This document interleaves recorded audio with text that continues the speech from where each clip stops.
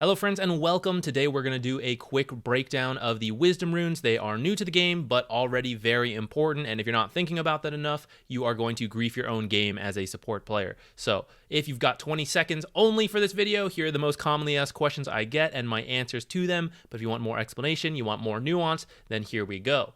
If you don't know already, wisdom runes spawn every 7 minutes and they begin with 280 XP and you add 280 XP every time they spawn. It is new as of 7.33c that whoever grabs it gets XP, and then the lowest level hero on your team also gets XP. If you are the lowest level hero, like say you're the 5 support who grabs it, then the next lowest level, so like say the 4 support, they also get the XP.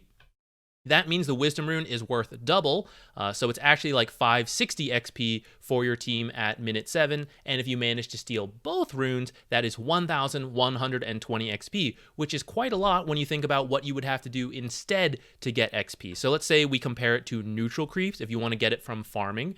So for just 280 XP, let's say both teams grab their own wisdom runes, what would you have had to do if you didn't get this? You would have had to farm like 3 small camps, or 2.5-ish medium camps, maybe 2-ish hard camps, 1 ancient camp, as a support who's probably level 3 through 5 at this stage. That's pretty difficult to do in a short time frame. So you can kind of see why it's a lot easier to walk over and grab a wisdom rune than say farm these neutral camps. If you want to get it from the lane creeps, that's probably a little easier. It's about 240 XP for 1 wave at this phase of the game.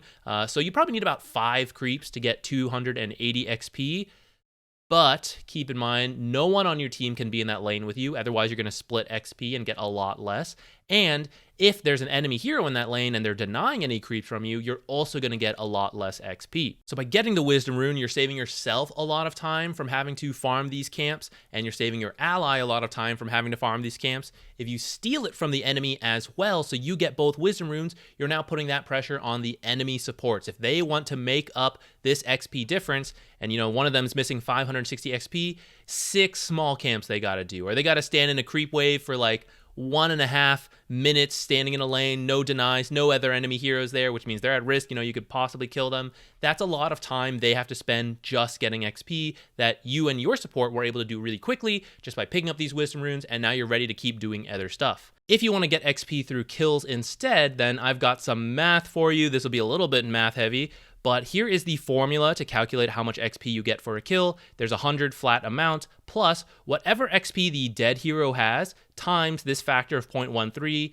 And then actually in the Dota wiki they divide here, but from my demo testing, I think you actually add any streak bonuses and then you divide the total amount by the amount of heroes who were in the kill. So say you're a level 5 hero, this is some amount of XP you would have, because it could be a range. I don't know what you have, right? But at minimum, you have this amount because that's how much you're required to be level 5. And then by the time you get to this amount, you're level 6, so you got to have 2,439 or less. So you're somewhere between here, which means when you plug these into this calculation, this is how much XP you would get. The range, 329 through 417.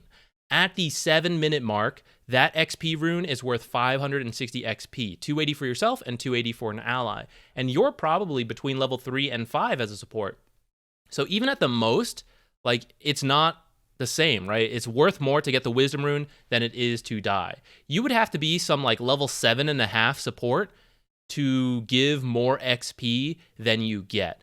And I would say if you're 7.5 by minute 7, you probably kill the other support who's trying to take that wisdom rune, so I'd say it's still fine.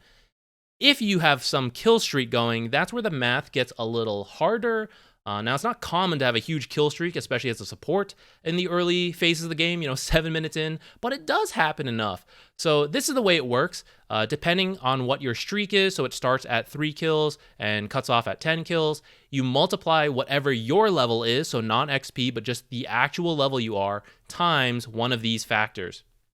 So say you're a level 5 hero at a 5 kill streak, you give 144 bonus XP, which means if you add this plus the 417 max bounty you would give as a level 5 hero, now that is starting to compare to the 560 XP you're getting plus the gold, which is a little harder to do those calculations, but let's just talk about XP for now.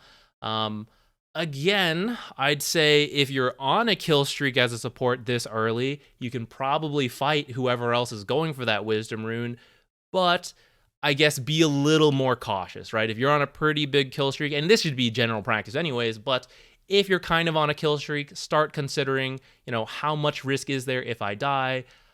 If it's 1v1, like, that's an issue. You shouldn't die like that. You'll probably win the 1v1 because you're on a kill streak, like we said. If they're bringing in multiple heroes, yes, I think you're no longer winning in terms of XP for the rune. But in terms of map control, because the enemy had to rotate heroes over, I actually think it's kind of okay because, like, let's say they brought 1 or 2 extra heroes, they're now missing from the lanes, and you still have teammates all in those lanes. So you're kind of getting ahead in XP that way just by forcing the rotations to stop you from stealing the Wisdom rune. So I still think it's kind of okay for the level 1 rune to go for. Level 2 rune, I still think is technically okay because 1,120 XP for the 14-minute rune, you would have to be like level 11 and a half as a support. That's really high as well. So most of the times you're going to be less than that, and I think you're going to be net positive for stealing the Wisdom rune. From the 3rd rune onwards, I would start being a little more cautious. Not because you can't still be like net positive from stealing the Wisdom rune, but because your death timer's going up, and I think there starts to become more like significant penalties for being dead, which is like, oh, we killed him, now we can go push the tower, or now we can smoke and get another fight and get even more XP from killing heroes because that guy's still dead. Now, the 3rd rune is probably still like, okay, it's 21 minutes in, but again, the further you go, the longer the game is, the higher level you are. I would not leave my team, I think, to be like, okay, bye guys, I'm going to go TP to the other side of the map and go try to steal this Wisdom rune, and then your team gets wiped. That's going to feel really bad. Now, if you can coordinate a play like, hey, let's go push over here, smoke gank, and then take their tower, and then take their Wisdom rune, now that, I think, is totally fine, and in fact, good, and I think it's okay to play that way.